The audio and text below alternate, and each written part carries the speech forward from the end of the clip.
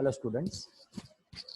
In this lecture we are going to study series circuit and parallel circuit having resistance and voltage divider rule, current divider rule and numericals.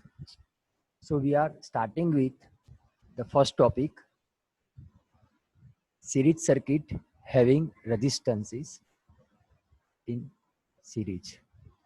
So see here two resistances R1 and R2 are connected in series across a voltage source of V voltage as in below figure. See here, R1 and R2 are two resistors which are connected in series across this voltage V.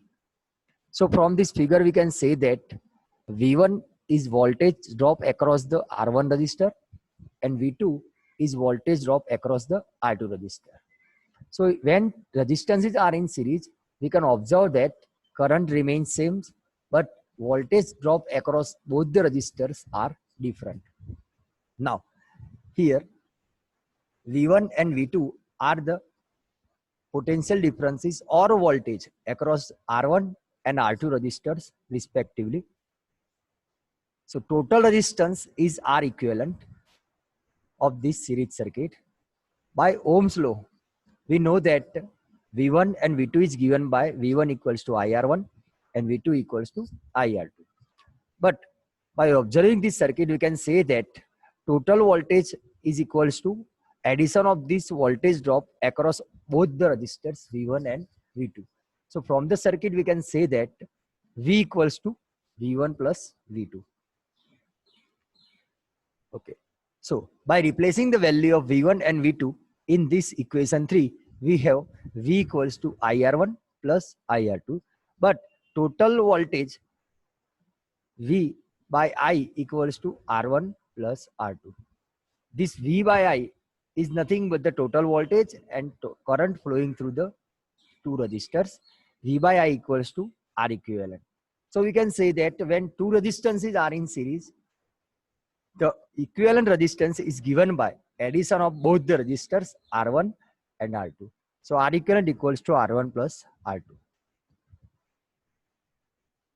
If there are many resistors, more than two resistors, then also R equivalent equals to addition of all resistance. So this is about series circuit having resistances. Now, we will discuss when resistance are connected in parallel. So from that figure, you can see that these three resistances R1, R2 and R3 are connected in parallel. Here we can see that these three resistance are in parallel, which is connected across the total voltage V. Now from that circuit, we can observe that current through all resistances are different, but voltage across all resistances are same. So here in parallel circuit, voltage remains same, but current flowing through the resistances are different. Okay. So here R1, R2 and R3 are connected in parallel across a voltage V. So total current I divides into three parts. Total, if I enters here, then I equals to I1 plus I2 plus I3, where I1 is current flowing through the R1 resistor, R2 is current flowing through the R2 resistor, and I3 is current flowing through the R3 resistor. So we can say that from that circuit, according to Ohm's law, I1 is V by R1, I2 is V by R2, and I3 is V by R3. So for this parallel circuit, we can write I equals to, see in the figure here, I equals to I1 plus I2 plus I3. So I equals to I1 plus I2 plus I3. By replacing the values of I1, I2 and I3 from equation 1, 2, 3 in this equation, we have I equals to V by R1 plus V by R2 plus V by R3. Okay. So if we are taking common that V, then we have final equation I by V equals to 1 upon R1 plus 1 upon R2 plus 1 upon R3. So finally we have 1 upon total equivalent resistance of parallel circuit equals to 1 by R1 plus 1 by R2 plus 1 by R3. If we solve this equation, if we rearrange this equation, we can write this equation as R equivalent equals to R1, R2, R3 upon R1, R2 plus R2, R3 plus R3, R. So this is the equivalent resistance of parallel circuit. So you have to keep in mind that when resistances are in series, current flowing through all resistance is same, but voltage drop across all resistors are different. In terms of parallel circuit, current flowing through the all resistances are different, but voltage drop across all resistances are is same. Okay. Now we will move towards the two important rule which we have used to solve any DC circuit. These two rules are current divider rule and voltage divider rule. So first of all, we will discuss about voltage divider rule, and it is applied when two resistances are in series. See in the circuit, these two resistances R1 and R2 are in series. So we know that current flowing through these two resistances are same, but voltage drop across these two resistances are different. So from that equation, from that circuit, we can write V1 equals to IR1. But see here, this I is nothing but this total current is I is given by V by R1 plus R2. We know that in this circuit, total current I is V by R, but here R is nothing but equivalent resistance is given by the addition of R1 and R2. That's why we can write V by R1 plus R2 instead in place of I. Similarly, we have V2 equals to IR2. So again, we can write V by R1 plus R2 in place of I. So these two equations, V1 equals to VR1 upon R1 plus R2 and V2 equals to V into R2 upon R1 plus R2. These two are known as voltage divider rules. So voltage divider rule is applied when two resistances are in series, and we can find voltage drop across any resistance by this voltage divider rule. Okay, so we can find V1 and V2 as this equation. Okay, similarly, current divider rule is used when resistances are in parallel. So current divider rule, see this circuit here. These two resistances are in parallel. So we can write that, we can say that when two resistance are in parallel, we can find current flowing through any resistance using current divider rule. So here, from the circuit, we can write V equals to I into R equivalent. But we know that R equivalent is nothing but R1, R2 upon R1 plus R2. That's why total voltage V equals to I into R1, R2 upon R1 plus R2. Now, we can find current flowing through resistor R1 as I1 equals to V by R1. We can write the equation of V from equation 3. Here, we can write as I1 equals to I R1 R2 upon R1 plus R2 into 1 by R1. So by neglecting that, by removing that R1, we have final equation of current flowing through the resistor R1 is I1 equals to I into R2 upon R1 plus R2. So similarly, we can find the second equation I2 as V by R2. Again, we can write this voltage upon R2 by removing that R2, we have IR1 upon R1 plus R2. So these two equations are current flowing through the resistances when they are in parallel.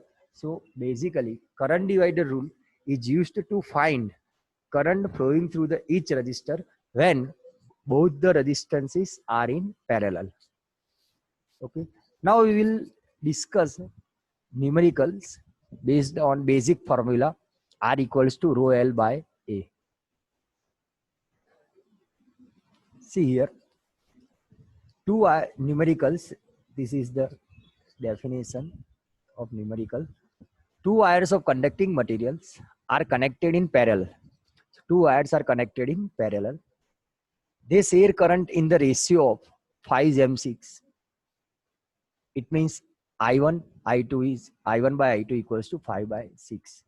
If the wire of material 1 has 1.7 time length and double the cross-sectional area than that of material 2, find the ratio of their specific resistance or resistivity. We know that specific resistance stands for resistivity rho. So we have given data as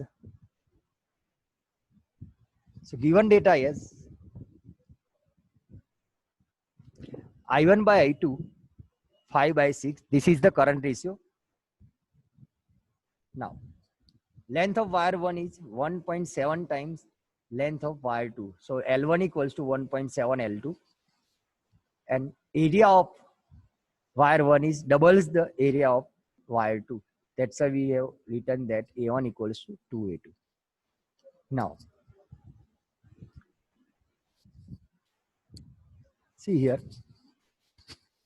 we know that from the equation I1 equals to V by R1, I equal to V by R2, we have I1 by I2 equal to 5 by 6. So we can write I1 by I2 equals to R2 by R1.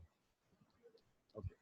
Now, by taking the ratio of both the resistor R2 by R1 equals to, by using the basic formula of resistances R equals to rho L by A, we can write rho 2 L2 upon A2 in place of R2. Same way, rho 1 L1 upon A1 in place of R1. So R2 by R1 equals to rho 2 by rho 1 L2 by L1 A1 by A2. Now we have this parameter as, see here, L1 is nothing but 1.7 L2. We have given that data from the definition of that numerical, and A1 is doubles A2. So we can write 2A2 in place of A1. So here, by removing that L2 and A2, we have finally this equation 5 by 6 R2 by R1 rho 2 by rho 1 and 2 by 1.7. So ratio of their resistivity is rho 1 by rho 2 as 6 into 2 upon 5 into 1.7. This is 1.41. So this is the ratio of specific resistances, or we can say that resistivity of two wire. Okay. Now we will see the next example. So next numerical is, see here, assuring the resistivity of copper to be 1.7 into 10 raised to minus 6 ohm into centimeter. Here resistivity is given. Find the resistance of copper of wire of cross-sectional area 1 millimeter square and length 10 meter. Also state the value of resistance of copper wire if cross-sectional area made 4 times keeping the same volume. Okay. So here the given data is resistivity 1.7 into 10 raised to minus 6 ohm into centimeter. By converting that centimeter into meter, we have final value of resistivity as 1.7 into 10 raised to minus 8 ohm into meter. Area is given is 1 millimeter square. So by converting that millimeter into meter, we have 10 raised to minus 6 meter square, and length is 10 meter. Now, first of all, we can find R1 as rho L by A by putting the value rho L and A. We have resistance R1 as 0.17 ohm. Now, new resistance is R2. We have taken that new resistance as R2. Now, new area be A1 and new length be L1. And volume equals to, we know that volume equals to area into length. So we have A1 equals to, this new area equals to AL by L1, but A1 equals to 4 times previous area. So we can write 4A equals to AL by L1. So new length L1 equals to L by 4. Similarly, okay, now we have new resistance R2 is rho L1 by A1.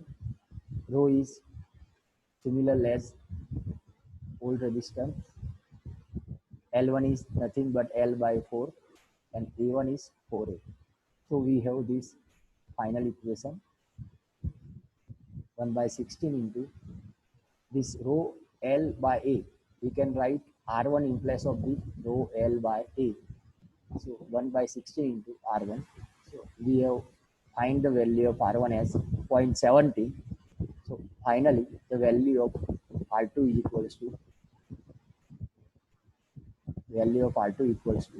0.0106 ohm.